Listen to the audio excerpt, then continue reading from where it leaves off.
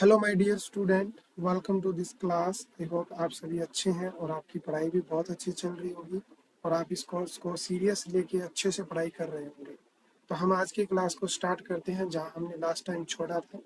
तो last time जो छोड़ा था वो हमने एक्सरसाइज 3.1 के क्वेश्चन नंबर 4 पे छोड़ा था। तो हम 5 से स्टार्ट करते हैं। आई होप आपने अब तक जो है इस चैप्टर से रिलेटेड मैंने जितने क्वेश्चन करवाए हैं आपने उनको अच्छे से कर लिया है। अगर कोई भी चीज़ तुम लोगों को समझ नहीं आती तो आप उस वीडियो को दोबारा पीछे करके देख सकते हैं। और इसके अंदर कई ऑप्शन होते हैं। आपको अगर मेरी वॉइस स्लो लग रही है तो आप स्पीड इंक्रीज कर सकते हैं, अगर आपको फास्ट लग रही है तो आप स्पीड को स्लो कर सकते हैं। ओके। और क्वालिटी भी आप इस वीडियो में दे रखी होती है तो वहाँ से कम ज़्यादा अपने नेटवर्क के अकॉर्डिंग कर सकते हैं बेटा। तो चलिए स्टार्ट करते हैं। क्वेश्चन नंबर 5 को देखते हैं कि क्वेश्चन नंबर 5 हमसे क्या बोल रहा है। तो बहुत सारी प्रैक्टिस करने वाले हैं, कॉपी पेन आपके पास होना चाहिए। चलिए स्टार्ट करते हैं। चैप्टर का नाम क्या था, एक बार रिवाइज करवा दीजिए। चैप्टर का नाम क्या था? Pair of linear equation. Chapter का क्या नाम था? Pair of linear equation. दो लीनियर इक्वेशन को सॉल्व करेंगे यहाँ पे। Pair of linear equation. Pair of linear equation जब दो लाइनें इंटरसेक्ट करती है तो वो कोइंसाइड हो जाती है, सॉरी इंटरसेक्ट करती है तो वो एक सिंगल पॉइंट पे काटती है, तब वन सॉल्यूशन होता है तो कंसिस्टेंट होती है। जब दो लाइनें पैरेलल होती है तो वो कहीं नहीं काटती तो कोई सॉल्यूशन नहीं होता, तब वो इनकंसिस्टेंट होती है। और जब एक लाइन के ऊपर ही दूसरी लाइन आ जाए तब उस सिचुएशन को हम बोलते हैं, तब उस सिचुएशन को क्या बोलते हैं कि वो कोइंसाइड कर गई। कोइंसाइड कर गई तो जो सिस्टम होगा लीनियर इक्वेशन का वो क्या हो जाएगा? कंसिस्टेंट हो जाएगा, क्योंकि इस वाली सिचुएशन में हमारे पास इनफाइनाइट सॉल्यूशन आ जाएंगे बेटा।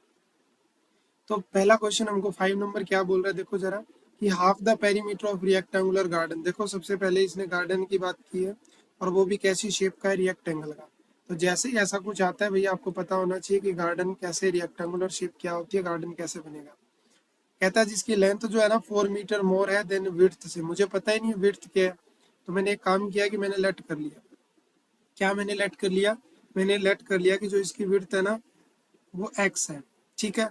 तो अकॉर्डिंग टू क्वेश्चन लेंथ कितनी ज़्यादा है? लेंथ तो इसने बोल दिया कि 4 मोर है, तो लेंथ कितनी हो जाएगी? x+4 हो जाएगी। दोबारा पढ़ते हैं। Half the perimeter of the rectangular garden, ये जो दी रखे है ना यहाँ से यहाँ तक, ये एडिशनल इंफॉर्मेशन है। whose length is 4 metre more than its breadth is 36 metre. तो half the perimeter of the rectangle garden, तो ये रेक्टेंगल गार्डन है तो इसका पेरीमीटर बताइए सबसे पहले मुझे। चलो एक काम करते हैं, इसके लेंथ को L मान लेते हैं। ठीक है। और जो इसकी ब्रेड्थ है उसको हम बेटा B मान लेते हैं। ये मान लिया कि हमने ये B है, तो बेटा इसका पेरीमीटर कितना होगा? पेरीमीटर हो जाएगा 2 टाइम L+B। अब क्वेश्चन ने बोला कि उस पेरीमीटर का आधा, तो अकॉर्डिंग टू क्वेश्चन उस पेरीमीटर का आधा, आधा किसका? इस पेरीमीटर का, 2 टाइम L+B का, किसके बराबर है? वो है 36। किसके बराबर है? 36। तो यहाँ से हम देखेंगे कि 2 से 2 तो कट जाएगा। तो बेसिकली जो मेरे पास L+B की वैल्यू आ गई वो कितनी आ गई? 36 आ गई। कोई डाउट है इस क्वेश्चन के अंदर यहाँ तक? कोई डाउट? सर कोई डाउट नहीं है। तो ये हमारा पहला क्वेश्चन यहाँ पे इतना कंप्लीट हुआ इन्फॉर्मेशन। अभी हमें इसको आगे भी करना है, अभी तक हमें कुछ मिला नहीं है तो हम इसको कंप्लीट तो नहीं बोल सकते। अब ऊपर ये कंडीशन दे रखी थी कि विड्थ जो है whose length 4 metre more than breadth, तो आप मान लो कि ब्रेड्थ जो है वो x है, इसकी विड्थ कितनी है? x है। तो लेंथ क्या हो जाएगी? x+4 हो जाएगी, लेकिन लेंथ को नाम तुमने l दे दिया, तो यानी यही चीज किसके बराबर हो जाएगी? l is equal to x+4। और b इज इक्वल टू क्या हो जाएगा? b इज इक्वल टू क्या हो जाएगा? b इज इक्वल टू हमने x माना है बेटा, कितना माना है? x माना है। लेकिन यहाँ प्रॉब्लम ये हो जाएगी, देखो यहाँ पे l और l है यहाँ पे, और यहाँ पे तो xy है, एक जगह x मान रखा है मैंने, तो ये तो गड़बड़ हो जाएगी। तो इस गड़बड़ को कैसे सुधारा जाए? एक ही तरीका है कि इसमें या तो l ले लो या y ले लो, एक जगह y एक जगह x ले लो। तो एक काम करते हैं हम यहाँ पे ये जो l लिया था ना इसको अपन y मान लेते हैं, यानी हमने लेंथ को y कंसिडर कर लिया, क्योंकि डायमेंशन बेटा सेम रखेंगे तभी बात बनेगी ना, और ब्रेड्थ को x मान लिया, तो फिर b हट जाएगा यहाँ से। क्या हट जाएगा? b और l हट जाएगा, इसको हटा देते हैं। ठीक है।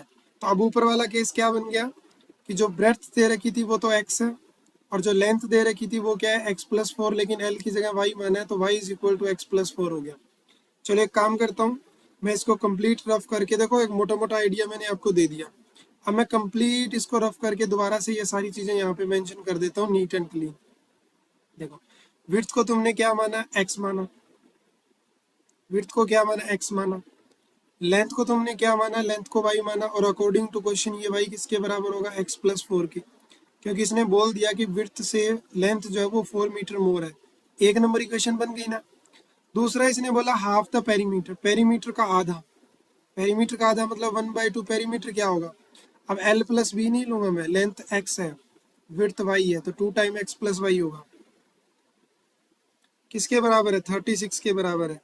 तो यहाँ से देखो 2 से 2 कट जाएगा, तो बेसिकली बेटा एक्स प्लस वाई की वैल्यू कितनी हो गई, 36 हो गई। इसको तुम एक काम करो, 2 नंबर नाम दे दो कि ये 2 नंबर इक्वेशन है हमारी, ठीक है। ये 1 नंबर है और ये 2 नंबर है। इसको मुझे सोल्व करना है। अब क्या करना है, सोल्व करना है। तो अभी मैंने तुम लोगों को कोई मेथड नहीं बताया इसको सोल्व करने का, तो इसको सोल्व किससे किया जाएगा, ग्राफिकल मेथड से किया जाएगा। कैसे सोल्व किया जाएगा, ग्राफिकल से। तो ग्राफिकल मेथड कैसे लगाएंगे, 1 नंबर से टेबल बनाओ। तो टेबल में हम 2 रो बनाएंगे, एक रो एक्स हो जाएगी और दूसरी रो वाई। अब इसमें एक्स की वैल्यू अगर मैं 0 मान लूँ तो वाई का वैल्यू देखो क्या मिलेगा, 4। और अगर मैं एक्स की वैल्यू 4 मान लूँ, 4 नहीं मानते, कुछ छोटा मान लेते हैं, 1 मान लेते हैं, तो वाई का वैल्यू कितना हो जाएगा, 5। और अगर 2 मानेंगे तो वाई का वैल्यू हो जाएगा 6। तो ये टेबल बन गई इक्वेशन नंबर 1 के लिए, ठीक है। अब इस 2 के लिए भी टेबल बनाओ, लेकिन पहले इसको एक वेरिएबल में कन्वर्ट तो करो। तुम इसमें लिख सकते हो कि वाई बराबर जो है वो 36 माइनस एक्स है।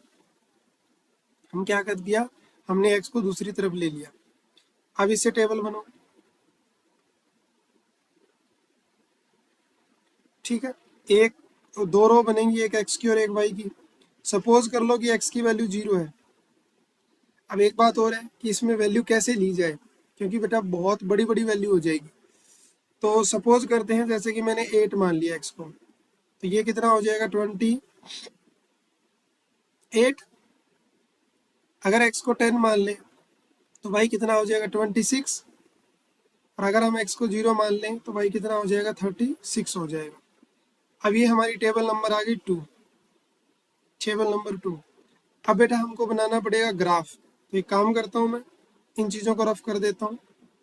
अब इसकी ज़रूरत नहीं है, अब हम यहाँ पे ग्राफ बनाएंगे और ग्राफ बना के चेक करेंगे कि इसका सॉल्यूशन क्या। सॉल्यूशन मीन कि दोनों कट कर रही है कि नहीं कर रही है, और कर रही है तो क्या सॉल्यूशन दे रही है। चलिए स्टार्ट करते हैं। सबसे पहले आपको क्या करना है, एक्स एक्सिस लाइन ड्रॉ करनी है।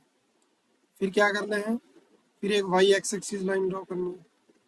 अब बेटा एक चीज़ ध्यान से देखो कि हाईएस्ट डाटा क्या चल रहा है और कैसे ग्राफ बनाएंगे वो डाटा बताएगा। पहली बात तो ये है कि डाटा जो है वो 2, 4, 5 ऐसा कुछ है, यहाँ 28 ऐसा कुछ है। तो एक काम कर सकते हो, डाटा बहुत बड़ा बड़ा है, बड़ा बड़ा है तो हमें नंबरिंग भी ऐसे ही करनी पड़ेगी। तो वाई की वैल्यू तो काफ़ी बड़ी है, 36 तक जाना है।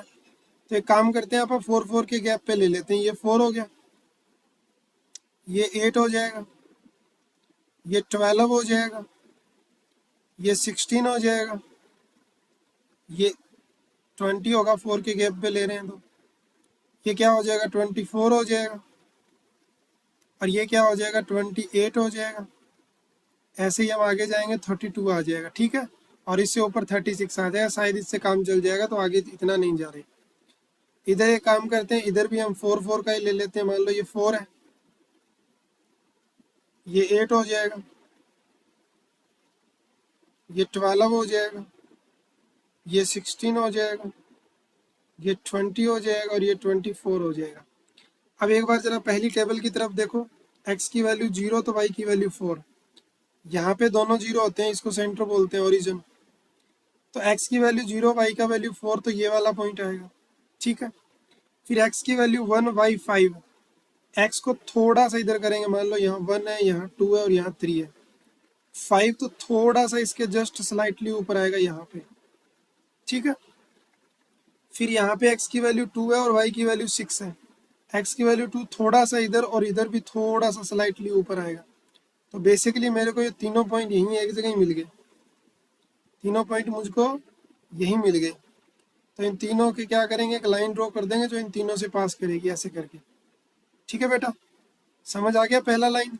ओके, चलो टेबल नंबर 2 पे आ जाओ। 2 के अंदर थोड़ा सा डाटा लेंथी है। एक्स की वैल्यू 8 है तो वाई की वैल्यू 28 है। ये एक्स 8 है और वाई की वैल्यू 28 है, तो 28 कहाँ, यहाँ होगा, यहाँ पे आएगा पॉइंट। फिर पहला हो गया, फिर एक्स की वैल्यू 10 और फिर 26। 10 तो यहाँ थोड़ा सा स्लाइटली आगे होगा, 10 पहले 9 आएगा, फिर यहाँ 10 आएगा और यहाँ 11 आएगा, तो 10 थोड़ा सा आगे और उधर से थोड़ा सा नीचे, तो बेसिकली पॉइंट मिलेगा यहाँ पे। फिर आगे बढ़ेंगे तो एक्स को 0 कर दिया तो वाई की वैल्यू 36, वो इससे ऊपर कहीं यहाँ मिलेगा, ऐसे इधर लाइन के अंदर 36, यहाँ पे हो जाएगा 36। तो अब एक काम करो, अब इन तीनों पॉइंटों को ज्वाइन करा दो। एक सेकंड देना।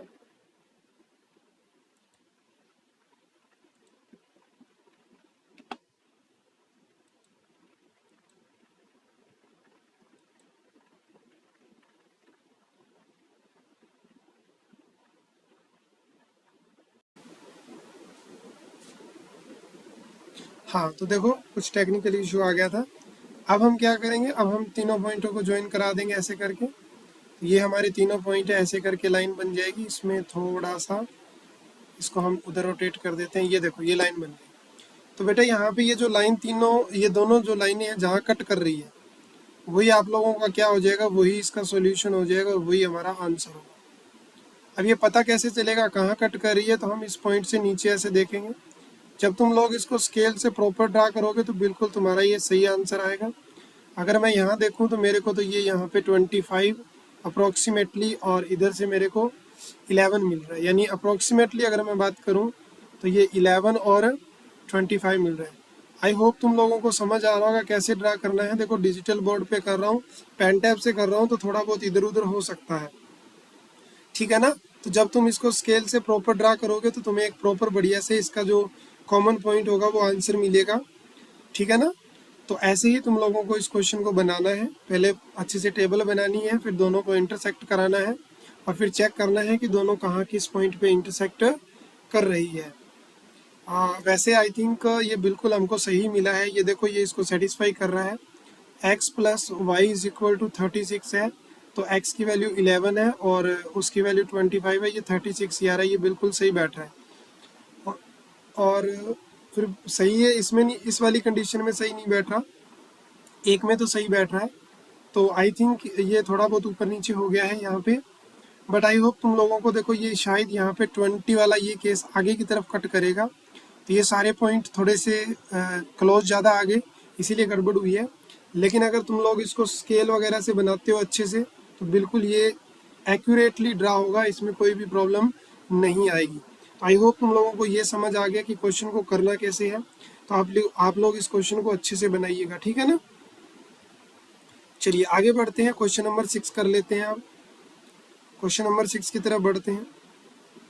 चलो देखो जरा क्वेश्चन नंबर 6 क्या दिया हुआ है। क्वेश्चन नंबर 6 हमारे पास कहता है कि गिवन द लीनियर इक्वेशन, हमारे पास एक लीनियर इक्वेशन है। लीनियर इक्वेशन है 2x plus Y is minus 8 is equal to 0। कहता है right another linear equation in two variable such that geometrical representation of the pairs of formed intersecting line. बेटा intersecting line तब होती है जब a1 by a2 बराबर नहीं होता किसके, b1 बाई b2 के। तो यानी तुम लोगों को सेकंड लाइन ऐसे लिखनी है जैसे मैंने लिखा 3x प्लस 4y माइनस में 12 बराबर 0। तो तुम देखोगे कि 2/3 बराबर नहीं आ रहा किसके, 3/4 के। तो ये जो मैंने सेकंड लाइन लिख दी, ये सेकंड लाइन है और ये फर्स्ट लाइन है। तो ये जो मैंने सेकंड लाइन लिखी है, ये जो सिस्टम है अब कैसा बन जाएगा, इंटरसेक्टिंग लाइन का सिस्टम होगा। यानी यहाँ पे दोनों लाइनें क्या करेगी, कट करेगी। फिर सेकंड वाले क्वेश्चन में बेटा अपने को क्या करना है, ये जो गिवन इक्वेशन है, ये 2x प्लस 3y माइनस 8 बराबर 0, ये फर्स्ट इक्वेशन है। इसके साथ मुझे सेकंड इक्वेशन ऐसे लेनी है कि सिचुएशन पैरेलल हो। पैरेलल कब होती है, जब a1 बाई a2 बराबर हो किसके, b1 बाई b2 के, not equal to c1 by c2। तो ये वाली सिचुएशन बनाओ। तो ये 2 है ना, तो एक काम करो, ये 2 का ही मल्टीपल ले लो। जैसे यहाँ 4x ले लो तो ये 1/2 आएगा, यहाँ 6y ले लो और इसको कुछ 20 ले लो बराबर 0। तो अब इस सिचुएशन में तुमको मिलेगा a1/a2 इक्वल टू b1/b2 बेटा, but not equal to c1/c2।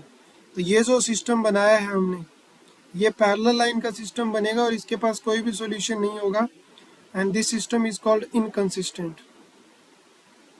इस सिस्टम को हम क्या बोलेंगे? इनकंसिस्टेंट बोलेंगे, क्योंकि इसके पास कोई भी सॉल्यूशन है नहीं होगा। ठीक है, चलिए अब हम लास्ट इसका थर्ड पार्ट देख लेते हैं बेटा। थर्ड पार्ट में बोल रहा है कोइंसाइड करनी चाहिए। कोइंसाइड कब करती है? कोइंसाइड जब करती है जब सारे ही बराबर हो।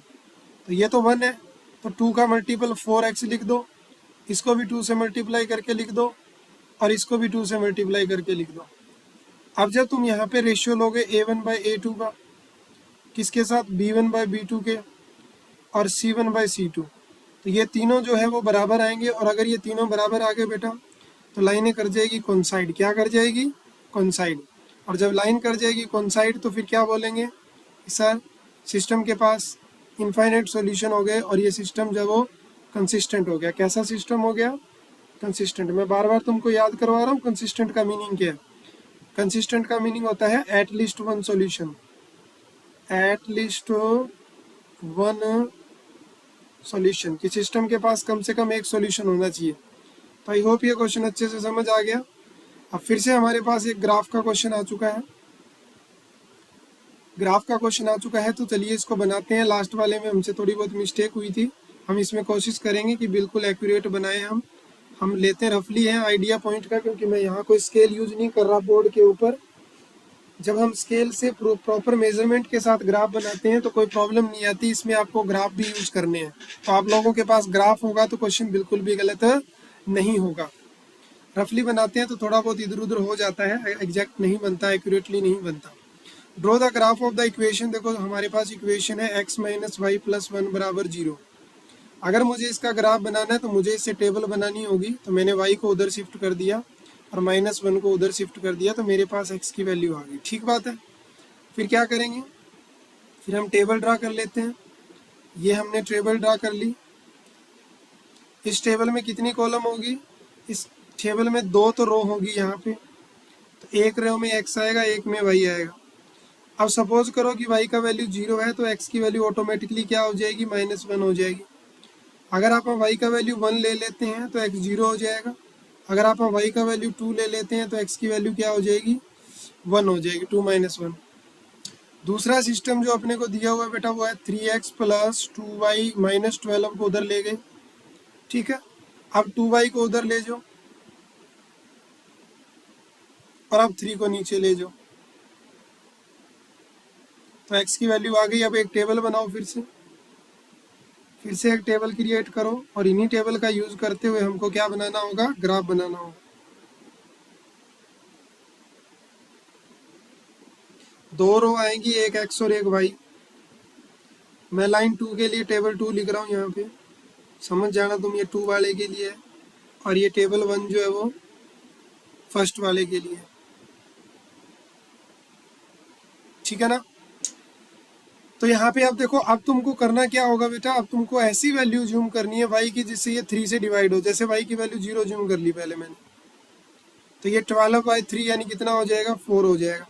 अब तुम यहाँ पे एक मत जूम करना, क्योंकि 10/3 कटता नहीं है। 2 कर लो तो 8 आ जाएगा, नहीं कटता। 3 कर लो, 6 हो जाएगा। हाँ, तो y का जब वैल्यू 3 रखोगे यहाँ पे तो 12 - 6 6 आएगा। 6 3 से डिवाइड होके 2 आएगा।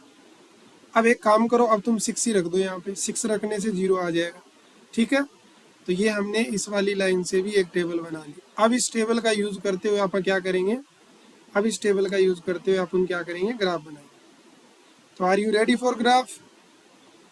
ओह वेरी गुड, चलिए बनाते हैं। ये एक्स एक्सिस हो गया हमारा, ये हमारा हो गया वाई एक्स एक्सिस। ओके, ठीक है। पॉइंट अगर मैं देखूं ध्यान से टेबल की तरफ तो ज़्यादा दूर दूर नहीं है, 1 2 3 4 5 6 ऐसे है। तो आप एक एक यूनिट का लेंथ लेके यहाँ पे जो है मार्किंग कर सकते हैं। तो जैसे मान लिया मैंने कि ये 1 है, ये 2 है, ये 3 है, ये 4 है, ये 5 है बेटा, और ये 6 है। जितना गैप यहाँ है उतने गैप यहाँ लो। 1 2 3 4 5 आपको बिल्कुल ऐसे नहीं करना, तो सर आपको स्केल से करना है बेटा, ठीक है ना। कहीं ऐसे सीधे ही निशान लगा दो जैसे मैं लगा रहा हूँ, मैं तो स्केल नहीं लगा सकता ना डिजिटल बोर्ड में, तुम्हें कॉपी पे प्रॉपर स्केल का यूज़ करना है। अच्छा भैया नेगेटिव में भी दे रखा है, बिल्कुल दे रखा है। अब ये देखो ये गैप थोड़ा सा ज़्यादा हो गया, कोशिश करते हैं इसको कम लेने की। नेगेटिव में ज़्यादा नंबर नहीं लेते भाई, नेगेटिव है नहीं, नीचे वाले नहीं बना रहा। पहली टेबल को नोट करो, एक्स का वैल्यू -1 तो वाई 0, तो बेटा पॉइंट ये मिलेगा। दूसरा पॉइंट है x0 y1, तो ये मिलेगा। तीसरा जो पॉइंट है वो है x1 y2, ये 1 और y2, पॉइंट यहाँ मिल जाएगा अपने को, ठीक है। अब एक काम करो, अब इसको ज्वाइन करा दो, यानी इसको लाइन खींच दो यहाँ पे ऐसे सीधी, ये बन गई पहली लाइन की इक्वेशन। अब आ जाओ बेटा 2 नंबर पे, सेकंड वाली टेबल पे। सेकंड वाली में x की वैल्यू 4 है तो y 0 है, तो ये वाला पॉइंट हो जाएगा। आप पैटर्न को समझो, आप करने का तरीका समझो। क्वेश्चन फिर x की वैल्यू 2 तो y की वैल्यू 3, तो x2 तो ये रहा और y3 कहाँ होगा,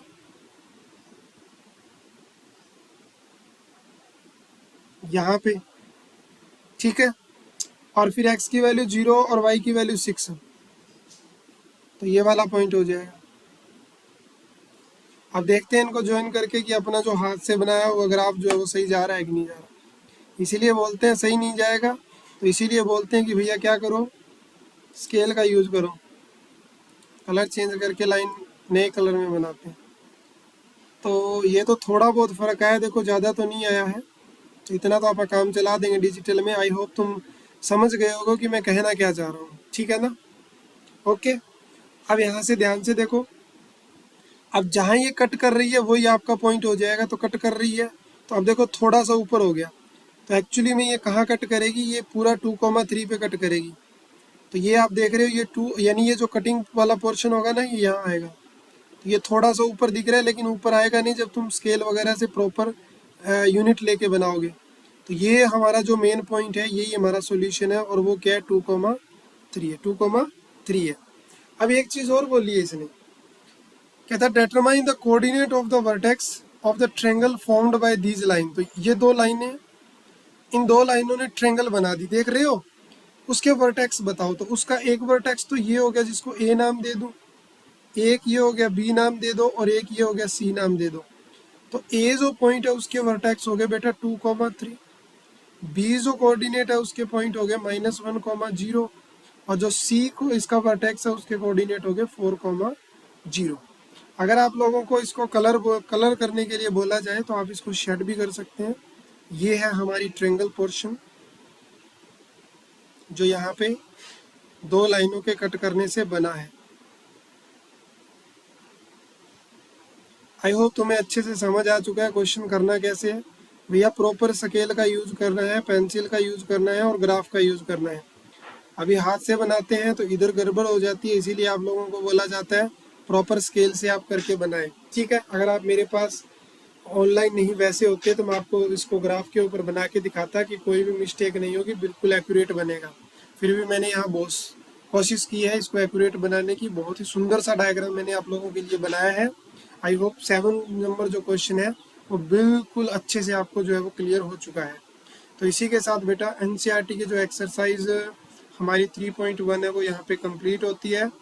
अब नेक्स्ट एक्सरसाइज में हमको ग्राफ नहीं बनाने, मैंने आपको ग्राफिकल मेथड सिखा दिया कि दो लाइनों को जो कि पेयर लीनियर इक्वेशन होती है उसको ग्राफिकल की हेल्प से कैसे सोल्व करते हैं। अब हम नेक्स्ट क्लास में सीखेंगे सब्स्टिट्यूशन और एलिमिनेशन मेथड, ठीक है। तो चलिए मिलते हैं नेक्स्ट क्लास में। Thank you so much, bye, take care.